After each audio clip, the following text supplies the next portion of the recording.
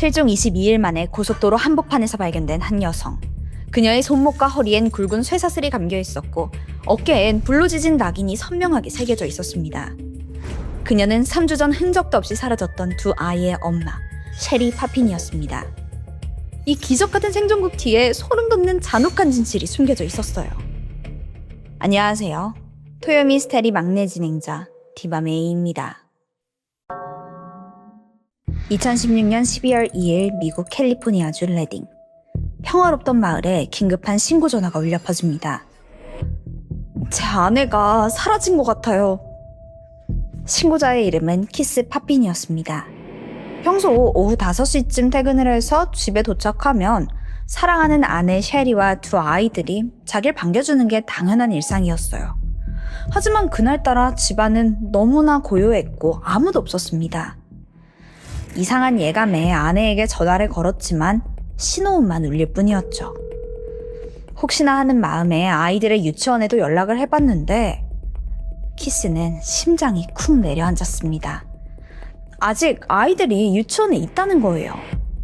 아내는 아이들의 일이라면 그 어떤 것보다 철저했고 단 한 번도 학교 시간을 어긴 적이 없었어요. 불길한 직감에 휩싸인 남편은 서둘러서 나의 아이폰 찾기 앱을 켰습니다.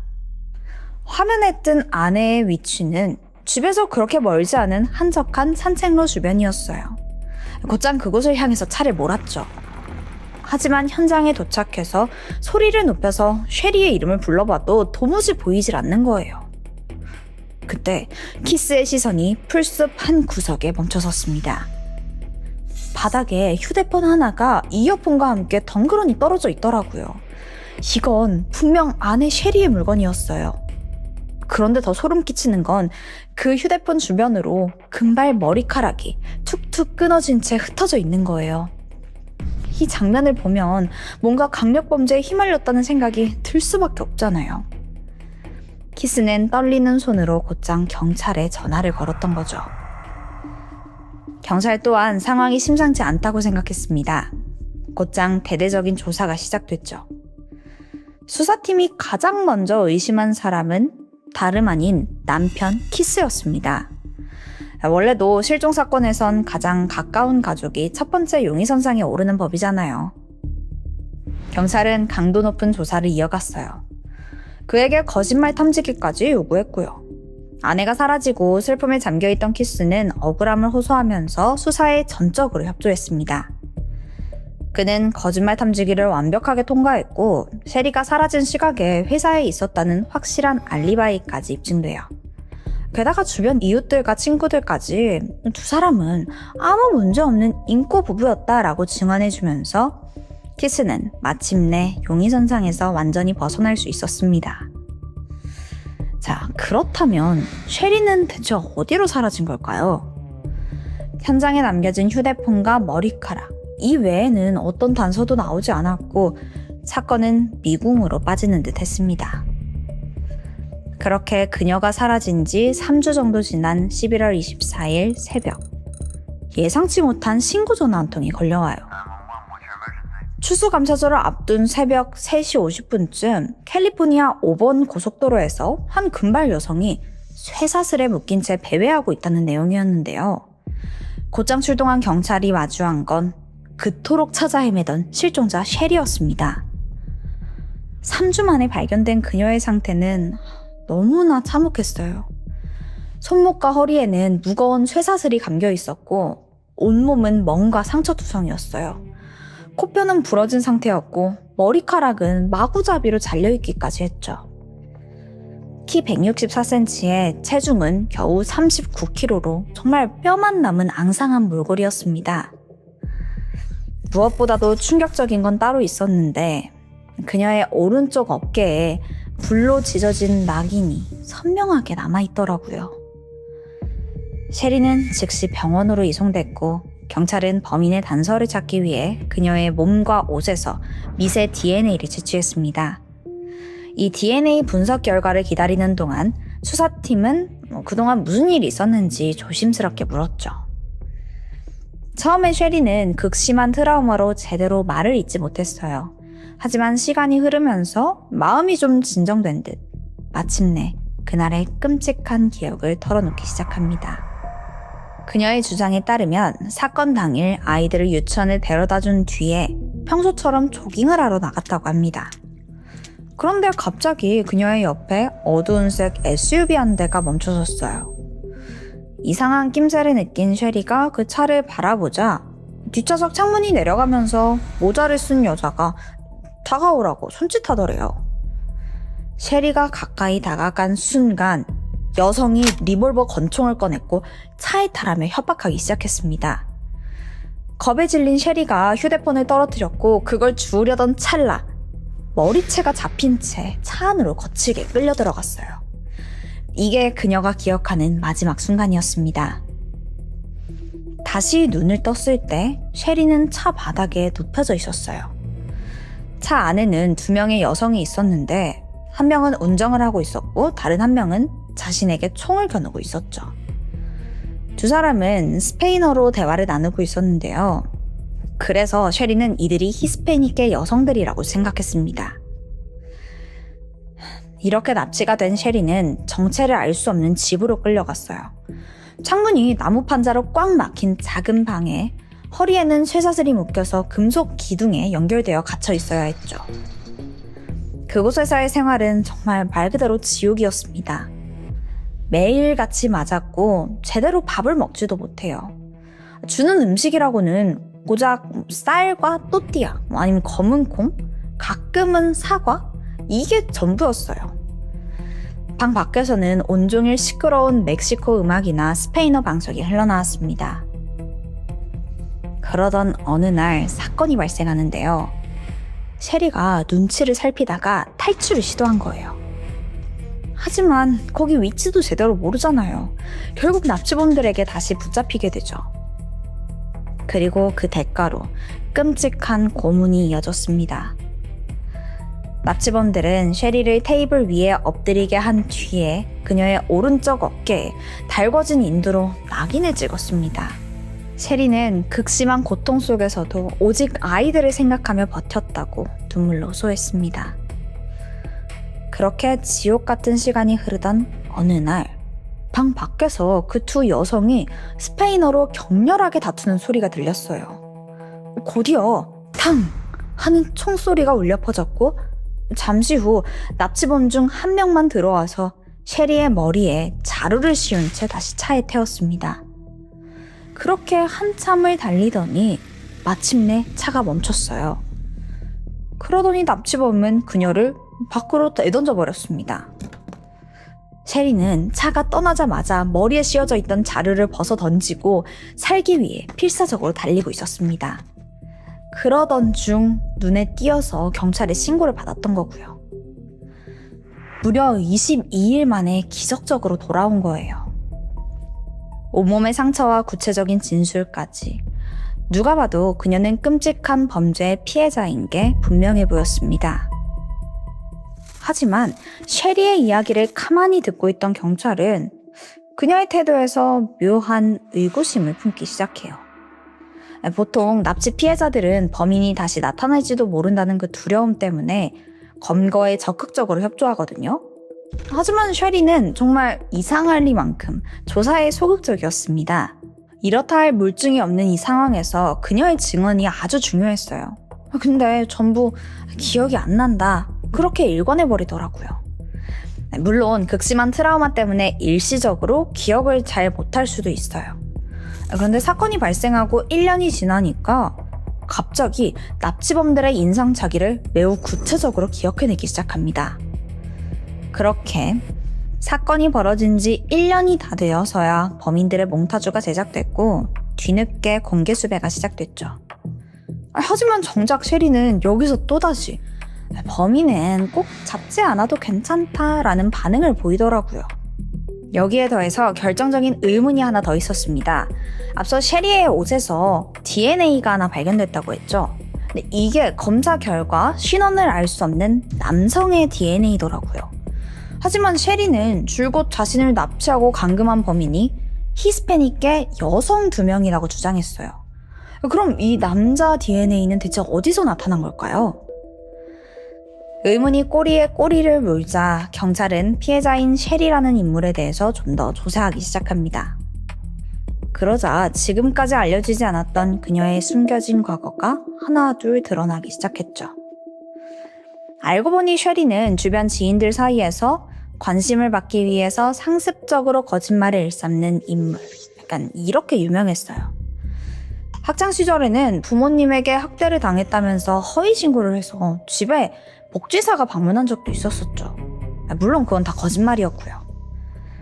게다가 과거 그녀가 인터넷에 히스패닉계를 향한 강한 인종차별적인 글을 작성했던 사실도 확인됩니다. 공교롭게도 그녀가 지목한 납치범의 인종과 일치하죠. 이 모든 정황이 셰리를 향해서 의심의 눈초리를 보내던 중에 사건 발생 3년이 지난 2020년 마침내 수사팀이 판도를 뒤집을 결정적인 증거를 손에 쥐게 됩니다. 셰리의 옷에 남아있던 그 수수께끼의 남성 DNA와 일치하는 인물을 찾아낸 거예요. 그의 이름은 제임스 리에스였습니다. 놀랍게도 그는 셰리가 결혼하기 전에 잠깐 만난 적 있던 전 남자친구였어요. 드디어 미스테리의 퍼즐이 맞춰지기 시작한 거죠. 경찰은 곧바로 제임스를 불러와 신문을 진행했습니다. 제임스는 뜻밖의 이야기들을 털어놓기 시작하는데요. 이거 전부 다 셰리가 시켜서 한 일이에요. 그의 말에 따르면 두 사람은 과거 연인 관계였지만 헤어진 후에 오랫동안 연락이 끊긴 상태였습니다. 그러던 어느 날 셰리가 남편 몰래 선물폰을 개통해서 제임스에게 전화를 건 거예요. 그렇게 대화를 이어가던 중에 셰리가 충격적인 이야기를 꺼내는데요. 현재 남편에게 심한 학대를 당하고 있고 이 지옥 같은 집에서 탈출하고 싶으니까 제발 나 좀 도와달라라는 눈물의 호소를 하는 거예요. 과거의 정 때문에 동정심이 발동한 제임스는 결국 그녀의 위험한 제안에 동조를 하게 되죠. 사건 당일인 2016년 11월 2일 제임스는 자신의 트럭을 몰고 셰리가 살던 앞 동네로 향했습니다. 약속 장소에서 만난 두 사람은 납치 연출을 위해서 셰리의 휴대폰과 이어폰을 길가에 던져놓고 직접 머리카락까지 뜯어서 현장에 남겼습니다. 그리곤 다른 사람들의 눈을 피해서 제임스의 트럭 뒷좌석에 몸을 숨긴 채 수백 킬로미터 떨어진 그의 집으로 향했죠. 그 후 22일 동안 셰리는 제임스의 집 안방에서 숨어 지내면서 세상이 자신을 찾는 뉴스와 실종 보도를 그냥 실시간으로 계속 지켜보고 있었어요. 더 소름 끼치는 건 이 다음인데요. 그녀는 진짜 끔찍한 납치 피해자처럼 보이려고 스스로 몸을 망가뜨리는 기괴한 범행을 시작했습니다. 햇빛을 보지 않으려고 커튼을 친 채 생활을 했고 일부러 음식을 안 먹으면서 체중을 30kg대까지 줄였습니다. 또 막 스스로 몸을 벽에 부딪혀서 멍을 만들기도 하고요. 머리카락을 직접 가위로 막 잘라내기도 해요. 심지어 제임스 시켜서 쇠사슬을 사오게 해서 막 자기 몸을 묶어두기까지 했죠. 이게 끝이 아니에요. 셰리는 완벽한 증거를 남기자면서 제임스의 작업실에 있던 나무 공예용 인두기가 있었거든요. 그걸로 자기 그 오른쪽 어깨 좀 지져달라고 부탁을 해요. 아니, 이거 누가 해줘요? 제임스는 당연히 거부했죠. 하지만 제발 도와달라는 셰리의 집요한 부탁에 결국 그 어깨에 낙인을 찍고 말았습니다. 그렇게 3주가 흐르자 셰리는 문득 아이들이 생각나기 시작해요. 이제 곧 추수감사절인데 슬슬 집으로 돌아가야겠는데? 스스로 복귀 타이밍을 정한 겁니다. 이 모든 이야기를 들은 경찰은 곧바로 셰리를 다시 조사실로 불러들였습니다. 이때까지만 해도 셰리는 아무것도 모르고 남편 키스의 손을 꼭 잡고 조사실에 들어왔죠. 수사팀은 먼저 제임스의 집 사진을 보여주면서 물었습니다. 당신이 감금되어 있던 집이 여기 맞아요? 셰리는 그 사진을 보고도 전혀 당황하지 않아요. 뻔뻔하게 대답했죠. 비슷하게 생기긴 했는데 제가 있던 집은 아니에요. 이 모습에 수사팀은 더 이상 돌려 말하지 않았습니다. 우리가 이미 이 집주인을 다 조사했고 제임스가 전부 다 자백했다 밝힌 겁니다. 이 말을 들은 남편 키스는 옆에서 아무것도 모르고 그냥 기뻐했어요. 드디어 아내를 납치했던 흉악범을 잡았다고 생각했던 거죠. 하지만 그 순간 쉐리의 표정은 차갑게 굳어버렸습니다. 모든 범행이 들통났다는 걸 이젠 자기도 알아버린 거예요. 그런데 이때 그녀가 보인 행동이 정말 황당한데요. 내가 전 남친하고 좀 연락을 좀 한 건 맞는데 납치당한 건 진짜 사실이라고 끝까지 우기는 거예요. 하지만 이 말이 거짓말이라는 증거는 차고 넘쳤어요. 제임스의 구체적인 진술과 DNA, 또 선불폰 기록과 트럭 이동 동선까지 객관적인 증거가 제시되니까 셰리는 결국 허위 진술과 우편 사기 혐의로 체포됐습니다. 근데 여기서 우편 사기 혐의? 이게 좀 낯설죠? 알고 보니까 셰리가 국가 지원금까지 다 갔었더라고요.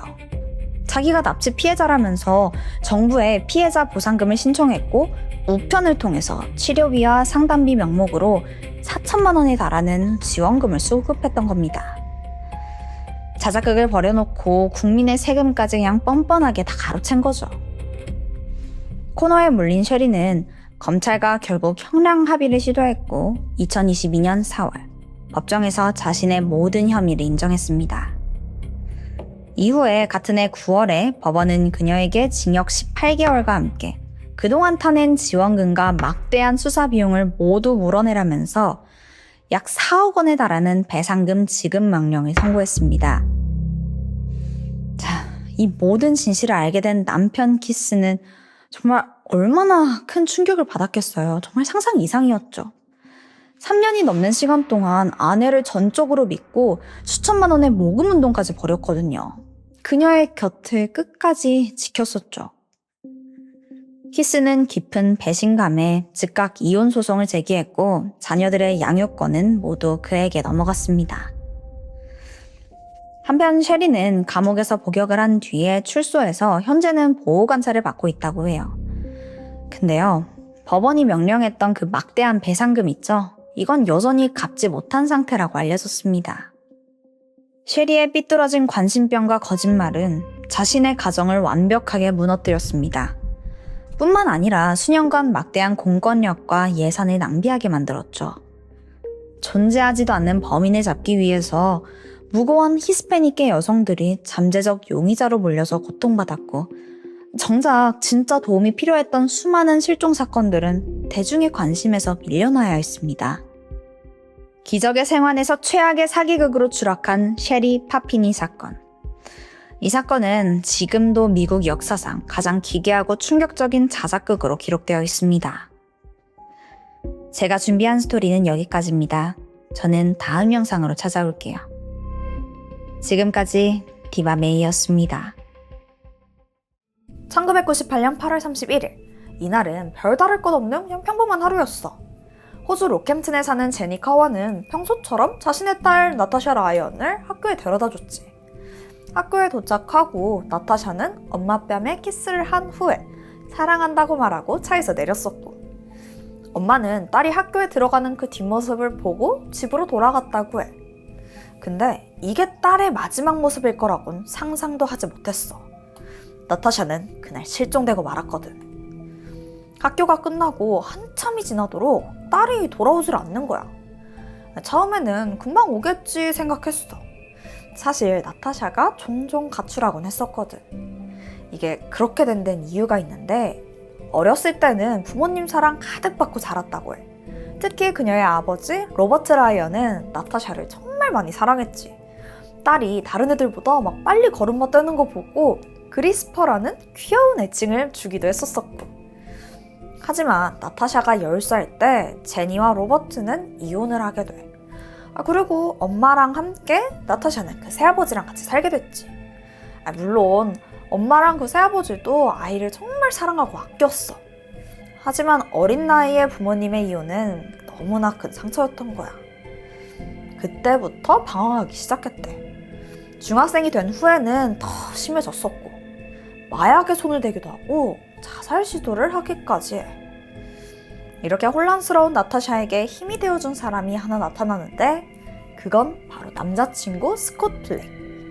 스콧은 나타샤보다 3살 많아서 21살이었어. 당연히 부모님 눈에는 그 딸 연애가 탐탁치 않았지. 미성년자 딸이랑 성인 남자랑 만나는데 누가 반기겠냐고. 가족들의 반대가 심해지니까 이때부터 나타샤가 가출을 하기 시작해. 아니 다들 싫다고 하니까 남자친구랑 이게 조금이라도 같이 있으려고 집을 나갔던 거야. 첫 번째 가출은 1998년 7월. 나타샤가 강아지 산책 간다고 그렇게 나가고는 그대로 가출한 거지. 그리고 이틀간 집에 돌아오지 않았고. 가족들은 경찰에 신고해서 곧장 스콧 찾아갔지? 그래서 나타샤를 금방 찾아왔어. 이 일로 스콧은 미성년자 납치 혐의로 87만 원의 벌금형을 받기도 했었대. 근데 이게 딱 한 달 전이거든? 게다가 실종 신고하고 이틀 후에 한 남성이랑 영화관에서 비디오 게임하고 차 타고 돌아가는 모습을 목격했다라는 목격담이 들리니까 그냥 또 스콧이랑 있나 보다 하고 좀 별 생각 없이 넘어갔던 거야. 근데 이 생각과는 다르게 몇 달이 지나도 딸이 돌아오지 않아. 이제는 슬슬 이상하다 생각하게 됐어. 시간이 지날수록 엄마 제니는 큰 불안감에 휩싸이게 돼. 그래서 경찰이랑 같이 스콧한테 가서 나탈리 어디 있는지 아냐? 몇 번을 물어봤는데 자기는 모른대. 자기도 너무 찾고 싶다 막 이러는 거야. 결국 엄마는 언론과 인터뷰를 통해서 나타샤에게 제발 돌아와달라고 울면서 이야기하기도 했지. 그러니까 가출이라고 생각했던 거야. 하지만 그 이후로도 딸에게는 아무런 연락은 없었어. 한 달, 2달, 1년 이렇게 시간이 지나면서 그녀가 살아있을 거라는 희망은 점점 희미해져가. 게다가 나타샤는 실종 이후에 로캠튼 지역에서 3명의 여성이 연달아서 실종되는 그런 사건도 발생했었거든. 피해자는 36살이던 베벌리 레고, 39살이던 주리던 터너, 19살 실비아 마리아였어. 나타샤부터 3명의 실종자까지.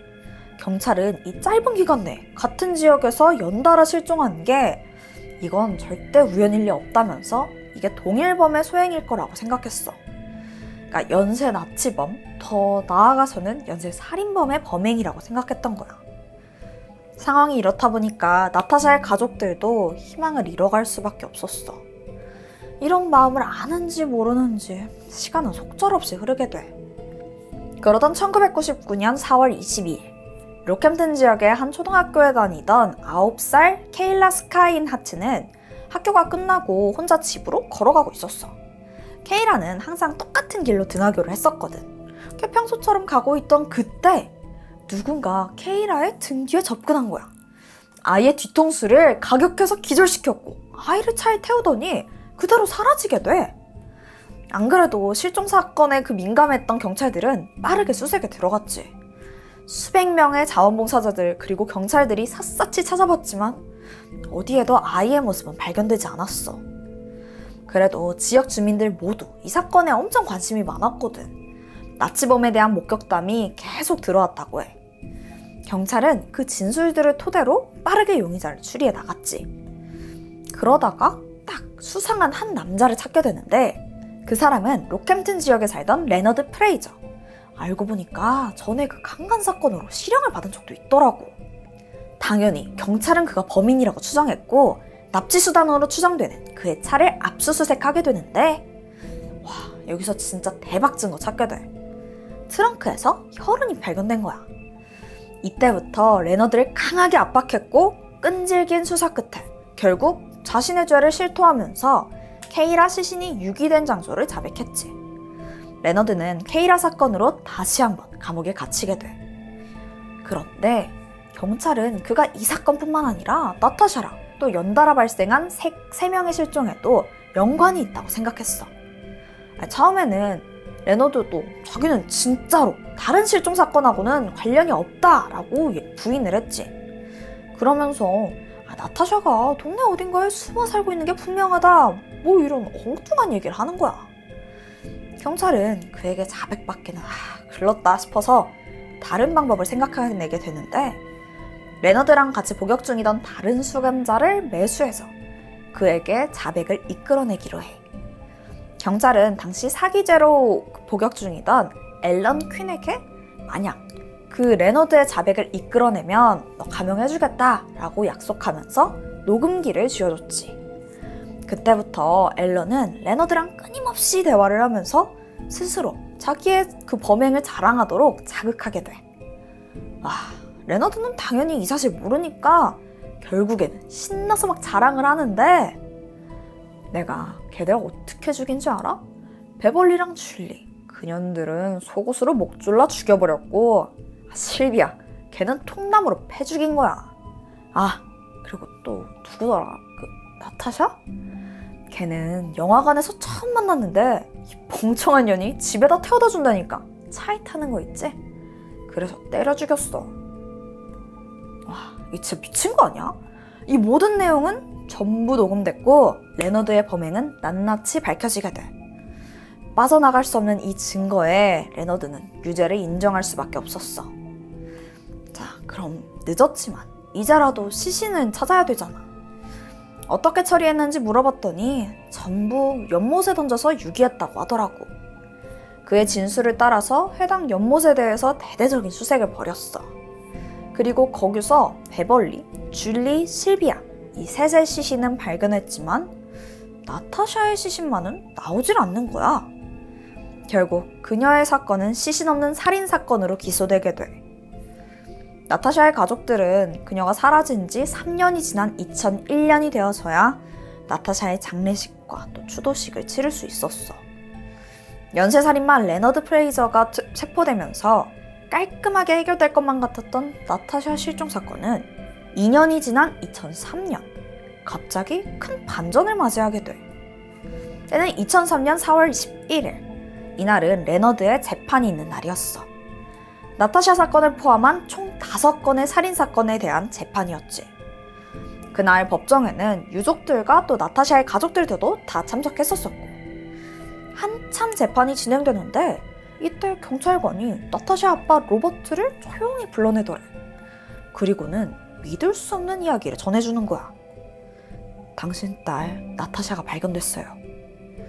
로버트는 드디어 딸의 시신이 발견되었다고 생각했지. 그런데 경찰이 갑자기 전화를 건네더라고. 그러면서 하는 말이 더 당황스러워. 이 사람이 나타샤가 맞는지 확인을 해달래. 아니, 이게 뭔 소리지? 로버트는 대체 이게 무슨 상황인지 전혀 이해가 가질 않았어. 그래서 얼떨떨한 기분으로 우선 그 전화를 받았는데 한 여성이 말을 하더라고. 아빠. 로버트는 그 자리에 주저앉을 수밖에 없었어. 수화기 너머로 들렸던 그 목소리는 분명 자기 딸 나타샤였거든. 로버트는 그녀가 진짜 내 딸이 맞는지 확인하기 위해서 어린 시절 별명을 기억하는지 물어봤대. 그랬더니 아빠 저예요, 그라스퍼. 너무 사랑해요. 진짜 죄송해요. 잠시 뒤 증인이 법정으로 천천히 걸어 들어와. 그 증인의 얼굴을 본 모든 사람들은 귀신을 본 것처럼 경악할 수밖에 없었지. 그녀는 바로 5년 전 로버트한테 살해당했던 나타샤. 그녀가 버젓이 살아서 걸어 들어오는 거야. 사람들은 이게 무슨 일인가 그녀의 이야기를 들으려고 다 숨지키고 있었지. 근데 나타샤가 하는 말이 너무나 충격적이었어. 사실 자기는 레너드를 본 적조차 없다는 거야. 5년 전 실종된 그때부터 지금까지 남자친구 스콧 블랙과 함께 살았고, 레너드는 본인, 그러니까 나타샤 살인사건에 대해서 무죄라고 증언하더라고. 그러면서 자신의 잘못에 대해서 이야기하는데 가족들과 대중들에게 막 눈물을 흘리면서 용서를 구해.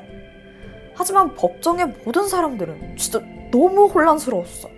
지금 상황을 받아들이는 것조차 너무 어려웠지. 아니, 지금 이렇게 이야기하는 나도 너무 당황스러운데 가족들은 오죽했겠냐고. 자, 나타샤가 말한 그 자신의 실종 사건에 대한 행적은 이랬어. 1998년 8월 31일 어머니 차에서 내려서 학교로 가는 척 연기를 한 뒤에 발걸음을 돌려 스콧의 집으로 간 거야. 이때부터 두 사람은 함께 살기 시작한 거지. 스콧은 딸의 행방을 물어보는 가족들과 경찰들에게 자긴 전혀 모른다고 태연하게 거짓말했고 그녀를 숨겨줬어. 이전에 가출을 통해서 괜히 돌아다니다가 막 사람들한테 걸릴 수 있다 이걸 알게 된 거야. 그래서 두 사람은 철저하게 집 안에서만 지냈다고 해. 나타샤는 집에서 모든 커튼이 닫히고 생활하면서 요리도 하고 인터넷에서 공부도 하고 평범하게 지냈었고, 가끔은 사람들 눈 피해서 한밤중에 밖에 나가서 같이 산책을 즐기기도 했었었대. 근데 이게 숨어 산 게 5년이야, 5년. 스콧 집에서 그 5년 중에 한 번쯤은 손님이 오긴 했었을 거 아니야. 어떻게 한 번을 안 걸린 걸까? 이게 또 사람들이 집에 오잖아? 그러면 스콧방에 그 북박이장이 있었었거든? 거기에 나타샤가 숨어가지고 숨죽인 채 있었었대. 심지어 그 와중에 같이 로캠튼으로 이사를 오기까지 했었어. 그리고 그 위치는 엄마 제니의 집과 불과 1km 정도 떨어진 거리였지. 그러니까 바로 코앞에 있었던 거야. 아니 대체 왜 이렇게까지 필사적으로 숨은 거냐고. 이게 도무지 이해가 안 가잖아. 사실 처음에는 그냥 단순 가출이었대. 근데 이게 하루가 지나고 일주일이 지나고 1년이 지나니까 밖에서 갑자기 경찰이 자기 찾는다고 난리고 일이 점점점 커지는 거야. 이게 겁이 나는 거지. 정신 차리고 보니까 자기는 연쇄살인범의 피해자가 되어 있었고, 그래도 가족한테만큼은 나 살아있다 말해야겠다 싶어서 진실을 밝히기 위해 몇 번이나 용기 내서 부모님한테 전화를 걸었지만 도무지 입이 안 떨어져서 그냥 아무 말도 못하고 전화를 끊고 그랬었대. 레너드가 살인 혐의로 체포돼서 기소가 됐다는 소식을 들었을 때는 가족들이 자기 살아있는 걸 알고 찾기 위한 작전? 그 정도로 생각했다는 거야. 근데 이게 진짜 자기는 살인범 피해자가 되어 있었었고, 또 레너드의 재판이 다가올수록 자기 거짓말이 점점 커질 것만 같아서 양심의 가책을 느꼈다고 해. 결국 레너드의 재판이 있기 약 3주 전인 2003년 4월 2일, 나타샤는 셀리라는 가명을 이용해서 아동 상담 서비스 헬프라인에 전화를 걸었다고 해. 한 남성이 자기를 죽였다고 억울하게 누명을 써서 재판을 받게 됐다는 그런 믿기 힘든 이야기를 한 거지. 근데 다행히 상담사가 직감적으로 이 전화가 예사롭지 않다라고 생각했고 그녀가 나타샤일 거라고 추측했었대. 그리고 곧장 경찰에 신고했었던 거지. 그리고 그 와중에 경찰서에 한 통의 편지가 도착했는데 그게 익명의 편지였지만 누가 봐도 나타샤가 보낸 게 틀림없어 보였어. 왜냐면 그 안에 나타샤는 살아있고 잘 지내고 있어요 라고 적혀 있었거든. 자, 이 주소를 추적해서 드디어 경찰이 나타샤를 찾을 수 있었던 거야. 처음에 경찰이 도착했을 때 집안에 아무런 인기척도 없었어. 결국 강제로 진입해서 집을 수색했고 침실 북방이장 안에 웅크리고 숨어있던 나타샤를 발견한 거지. 와, 이게 근데 이게 뭐야? 무슨 영화도 아니고 상황이 너무 당황스럽잖아. 나타샤는 이 사건 이후로 대중들한테 많은 질타를 받게 됐어. 물론 그녀가 살아있다는 건 너무나 기쁜 일이지. 하지만 그 오랜 시간 동안 많은 사람들을 속이고 또 고통을 겪게 한 것도 사실이야. 그리고 이 사건을 통해서 호주의 사법 시스템도 완전 바뀌었다고 해. 이 일을 계기로 시신이 없는 살인사건은 해결하기가 더 까다로워졌다고 해. 원래도 시신 없는 살인사건은 유죄로 끌어내기 되게 어려운 그런 케이스였는데 나타샤 사건을 통해서 피해자가 살아있을 수도 있다는 가능성을 진짜 딱 단적으로 보여준 거잖아. 이후에 다른 재판에서도 이 가능성을 무시할 수 없었던 거야. 근데 우리도 이렇게 혼란스러운데 나타샤 어머니, 부모님은 얼마나 충격을 받았겠어. 그녀는 사라진 딸이 자기 집 근처에서 살고 있었다는 것과 그 오랜 시간 동안 내가 애타게 찾았는데 연락 한 통 없었다는 게 큰 충격과 딸에 대한 실망을 받았다고 해. 처음에 나타샤한테 진짜 참을 수 없는 분노가 느껴져서 진짜 지옥에 나 떨어졌으면 좋겠다 라고 생각했을 정도였어. 하지만 부모 마음이 그럴 수가 없지. 나타샤 얼굴을 본 순간 그 모든 마음이 싹 가셨다고 하더라고. 그냥 딸을 다시 안아볼 수 있다는 그런 사실에 너무 기쁠 뿐이었지. 한편 나타샤의 남자친구 스콧은 그녀의 행방에 대한 거짓 증언을 한 죄로 징역 3년을 선고받게 됐어. 스콧이 징역을 사는 동안 나타샤는 센트럴 퀸즐랜드 대학교의 간호학을 공부했고 또 지금은 간호사로 일하고 있다고 해. 아니 근데 이건 그냥 내 생각인데 나타샤도 뭔가 벌 받아야 되는 거 아니야? 뭐 어쨌든 가족들이 기뻐했다면 다행인 거지만 난 잘 모르겠다 진짜. 어쨌든 스콧 석방 이후에 둘은 다시 만났고 정식적으로 결혼식을 올렸다고 해. 그 후에 3명의 아이까지 낳고 행복하게 지냈었고, 현재 나타샤는 모든 언론과 대중의 관심에서 멀어져서 북박이장의 소녀 나타샤가 아닌 타시 블랙이라는 이름으로 새로운 삶을 살아가고 있대. 그나저나 그 연쇄살인범 레너드의 재판 결과도 궁금하지? 그는 2003년 4월 30일 나타샤를 제외한 4건의 살인사건으로 종신형을 선고받았다고 해. 그래도 모든 일이 잘 해결돼서 너무 다행이지? 나 진짜 이게 제일 충격적인 사건이었던 것 같아. 너무 당황스럽기도 했고. 여러분은 어땠어? 생각 댓글에 많이 남겨줘. 지금까지 토요 미스테리 디바 메이. 우린 다음 영상에서 다시 만나.